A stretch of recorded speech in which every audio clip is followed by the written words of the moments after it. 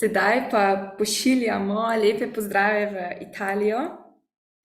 Hello, Dr. Giulio Blasi. Hello. Can you hear us? Yeah. Okay, hello. Welcome to the annual Slovenian Library Association conference. Firstly, I shall introduce you to everybody in Slovenian, and then you can begin your presentation. Sounds good? Yeah, it's okay.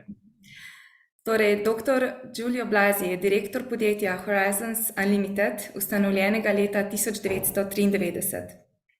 Je avtor številnih študij o razvoju medijev in del o digitalnih knjižnicah, ki so njegovo glavno raziskovalno področje. Leta 2009 je zasnoval in vodil začetek storitve Medialibrary online, italijanske mreže javnih digitalnih knjižnic. V svoji predstavitvi bo risal glavne smernice razvoja platforme Medialibrary online v obdobju 2009 in 2022. Now you may begin. Okay, thank you very much. Let me try to share my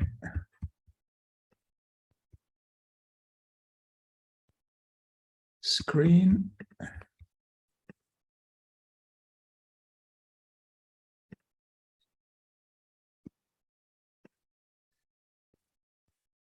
Okay.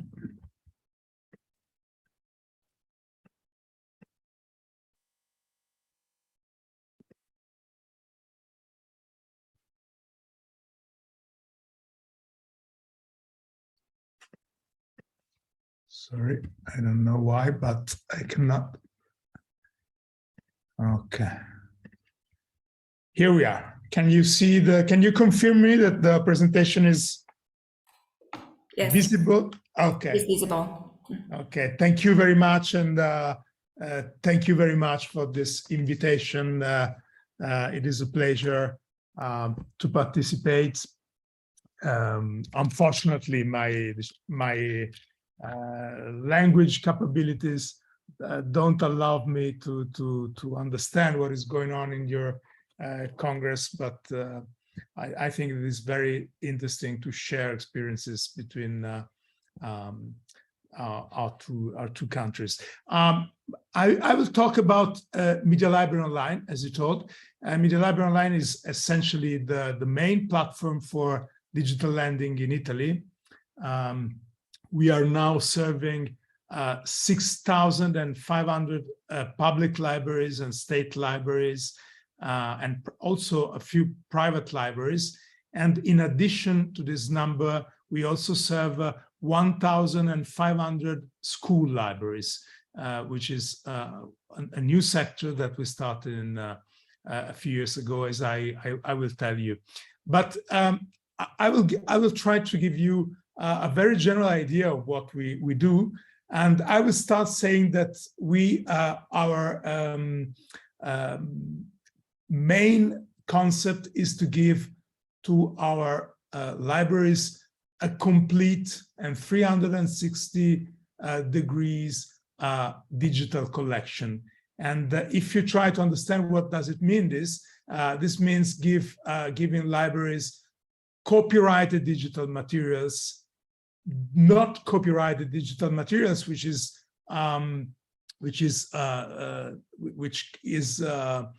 can mean two different things. As a library, you can use digital materials coming from other libraries, or you can incorporate in your collection your own materials digitized. And then there is a sort of gray area in the middle between copyrighted materials and non-copyrighted materials, which is materials that are still under copyright, out of print, or may in some cases orphan works, books, for example, for which we don't know the copyright owners. And well, all these materials can constitute a digital collection for libraries. Of course, each kind of libraries can interpret this general scheme in different ways. As a company, we have organized our service in in 3 lines of service. We call MLOL without other indications to indicate the service for public libraries, academic libraries, and corporate libraries. We call MLOL Scuola, MLOL school. Scuola means school, of course, which is our service for school libraries, and Medialibrary DH, Digital Humanities, which is our service for to include in our platform the digitizations made by our customer libraries.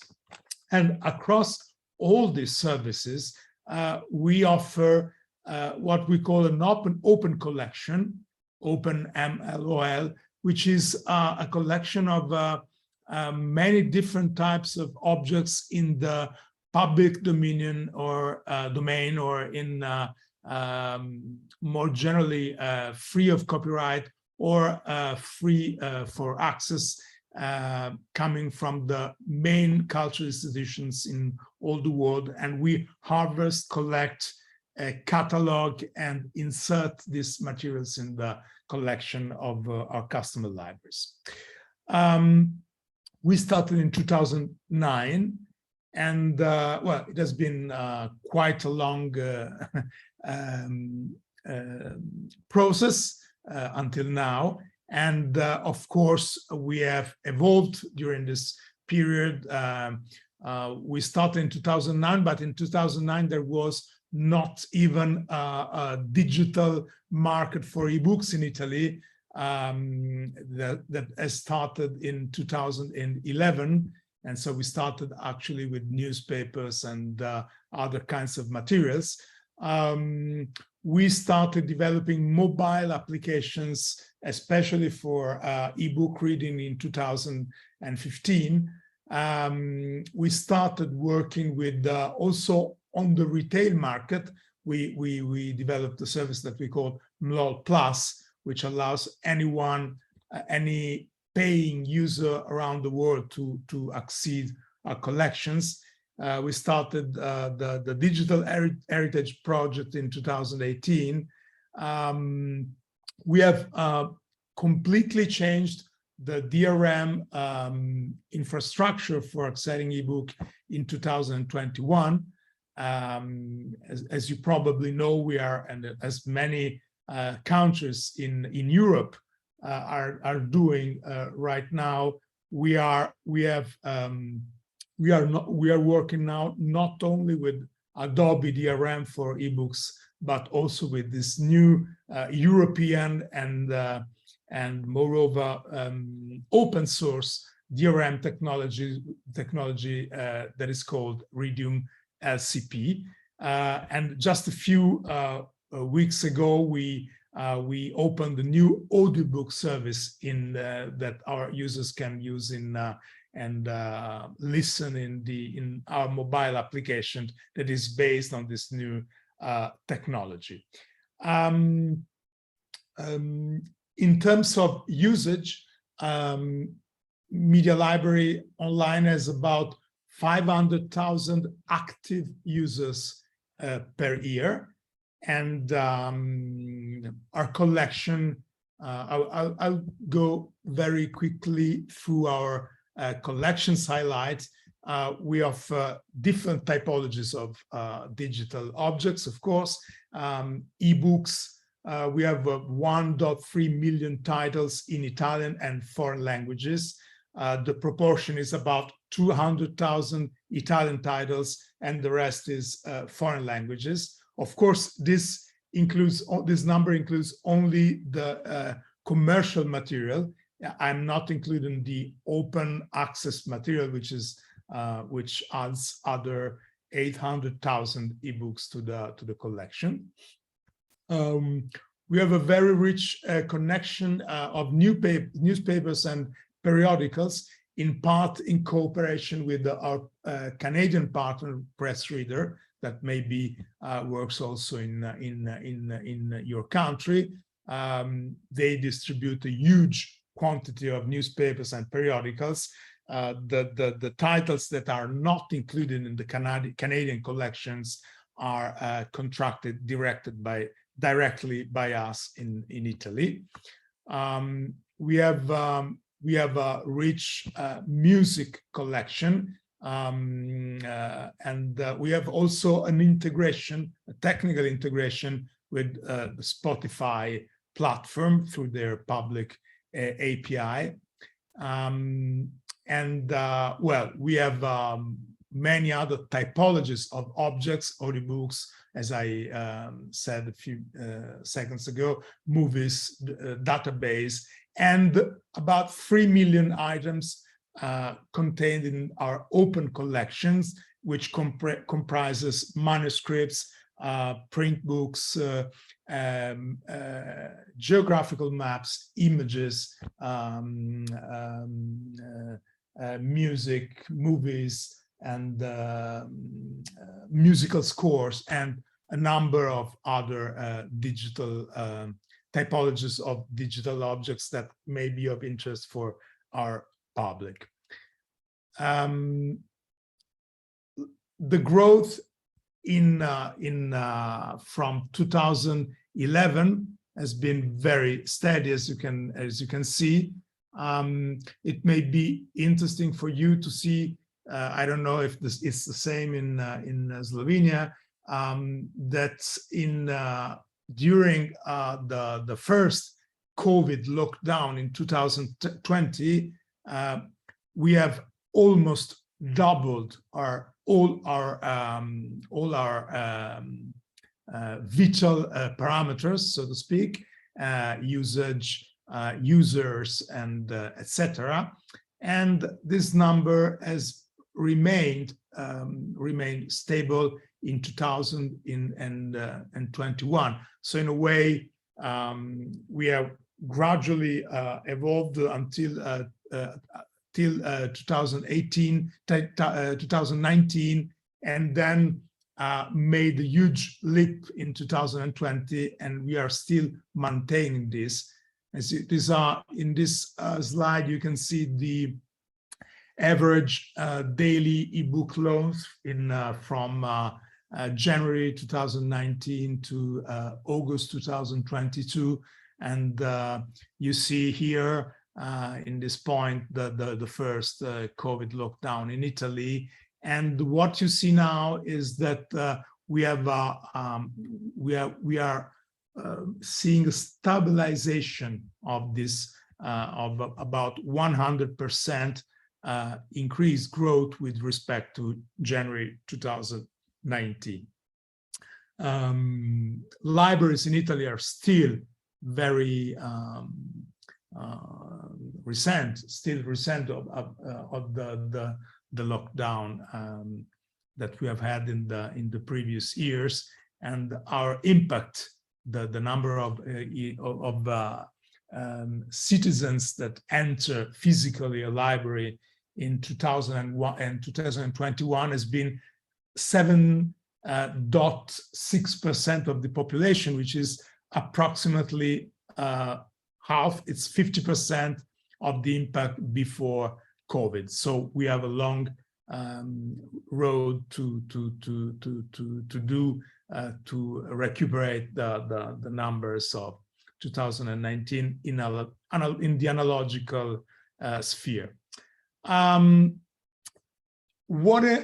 This is general characterization. I've tried to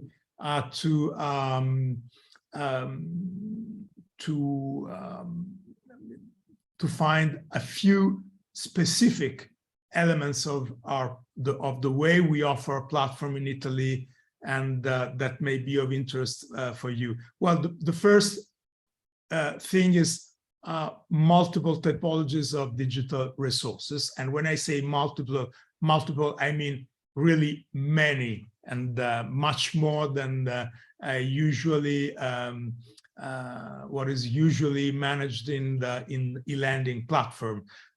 So not only books, not only newspapers, not only audiobooks, but also a number of digital typologies that includes, for example, to give you a couple of strange examples, 3D models for printing, or retro gaming in the area of video games. So it's really a rich number of typology of digital resources, and I think this is very, very important. This multiplicity of typologies comes with a flexible way of licensing. We have not imposed to publishers in Italy and abroad our model. We use a different idea. The idea is that publishers can propose whatever model they prefer, and it will be libraries that will decide whether these models are acceptable or fair or not in library usage. This is very important because this has permitted us to include a number of different publishers with very different characteristics that would have been impossible to concentrate and in a single licensing model. Just to give you an example, in the area of ebooks, our two principal models are what we call one copy, one user model, which is a reproduction of the physical book model. The libraries buy the ebook and then loans this book at one user at a time. And if you don't get the ebook free, you have to reserve it for the future. And the alternative model is what we call pay per loan. In these cases, you don't have any limitations in the concurrent number of users that can exceed a single title.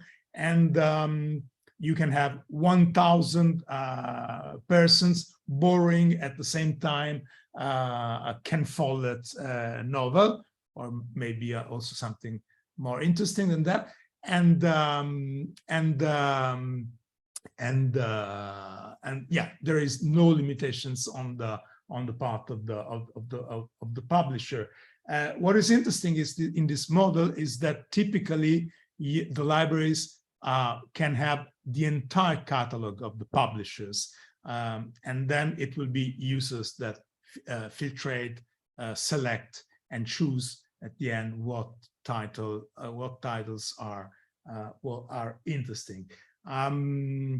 In the school market, this model has been extremely important because this means giving to library schools that traditionally have very small catalogs with a very little number of editorial of new books, essentially. Well, this model gives to school libraries with very small budgets the possibility of loaning the entire catalog of the ebooks on the market with a very small budget, because you don't pay upfront for the catalog, you pay only for usage. So your users will be able to choose between all the ebooks in commerce. This is very, very important.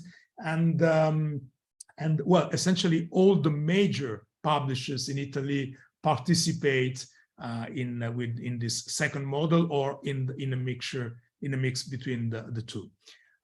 We also, on the part of libraries, offer a flexible service for cooperation.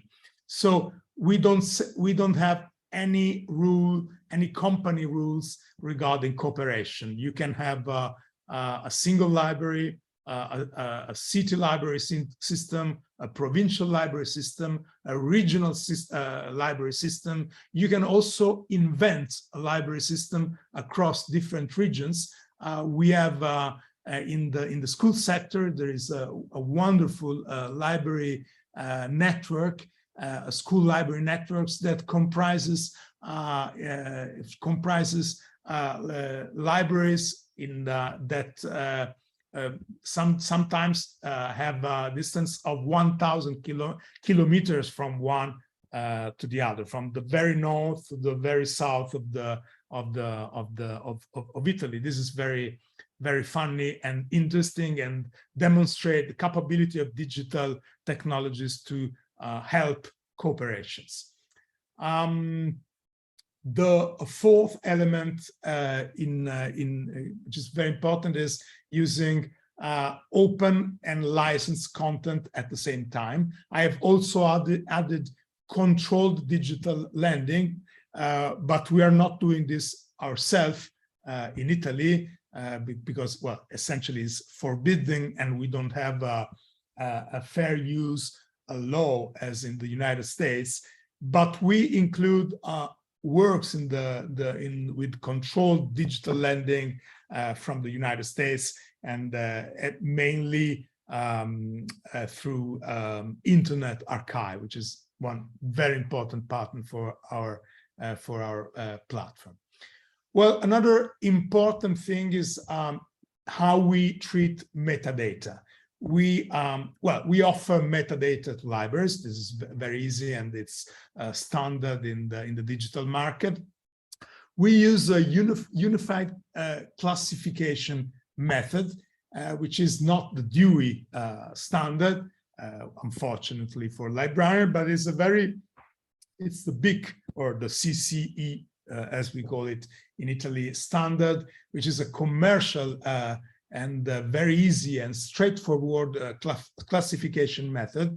And we have made a very strange decision, strange at the beginning, but very helpful after 10 years of experience, of using the same classification method for all the media that we have on our platform, whether a medieval manuscript or a movie or a musical album. You will find it with a unified classification label on MLOL.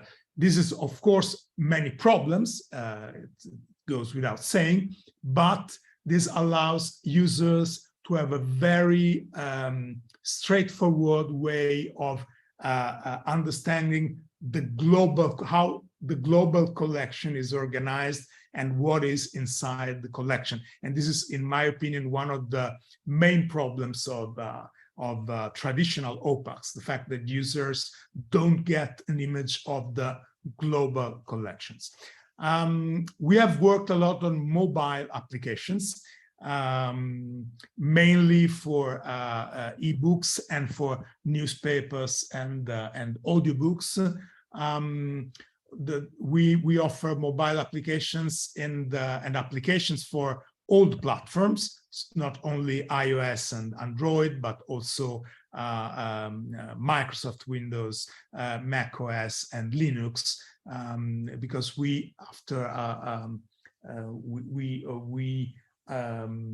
after analysis that we have made, we know that at least 10% of our users like to access digital media directly from the laptop computers or computers. Of course, we have had a lot of implementations in terms of front end and back office, and in terms of front end and back office. And what is now the MLOL platform was a very simple piece of software 10 years ago, and it's a very complicated object today, which requires also very complex training for librarians, because you have to know, a lot of things about how to manage back office. Back office means buying, acquisitions, means usage management, means integration with OPACs, means statistics and usage of data, means using the portal and creating contents and for the promotion of contents, etc., etc. So a lot of evolution has been done in these areas. And well, I talked about DRM. DRM is very important. This is what, in a way, DRM is something that can block or can influence in a very negative way how digital content is used, and the Adobe technologies has been well, the worst enemy of librarians and of digital library platforms for years. And I think it is very important that in Europe, an organization called EDR Lab in France has evolved, and with partnerships from all over Europe, and they have developed this new open source DRM, which is called Redium LCP, and that we use for ebooks and audiobooks, and this is really, really important. To conclude, to end, a very important thing is how digital platforms gives data to other platforms, and we have developed well, a huge quantity of APIs that allows other companies, other developers to include our contents in their applications. And well, the basic and the most important of them is of course the providers of library system management platforms, and for example, through our API, a library can synchronize all their content with the digital platform and offer in a just-in-time inclusion in their OPAC, and also a seamless integration in their OPAC, so that you can borrow an ebook without exiting the OPAC and without the necessity of using the Medialibrary online portals. Even if, given a look at statistics and analyzing the usage, we have seen that our users prefer to have digital contents treated separately in a separate portal. The way you search, accede, explore, browse, and visualize digital contents is too complex and too variable to be included in traditional OPAC. So it's very important that there is a specific web interface for digital users for digital users. I would like to terminate with talking about what is e-lending in Europe. This is nothing to do with Medialibrary, but maybe this is interesting for you. In Europe, we have a very low level of digital lending in comparison with other countries. In Europe, the only countries that have a very strong usage of digital contents are the Scandinavian countries and Sweden and Denmark, especially, and Germany.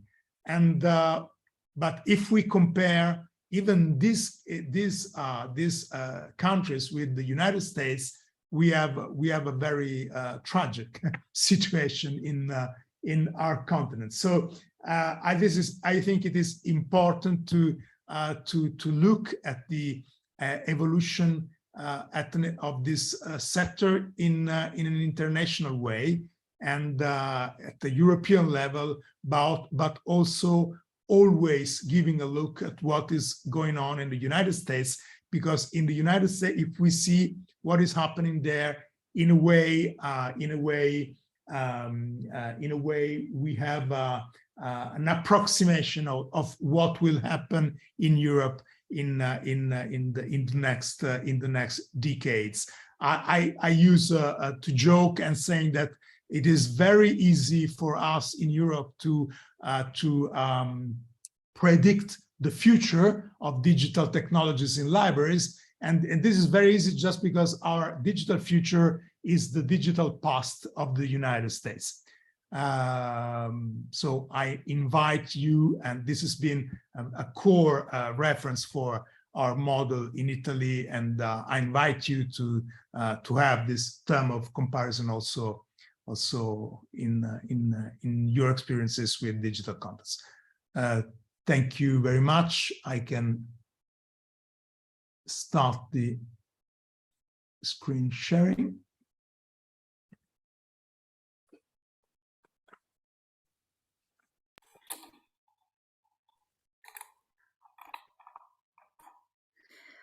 Thank you very much, Dr. Blasi, for your presentation, and congratulations on your amazing MLOL project.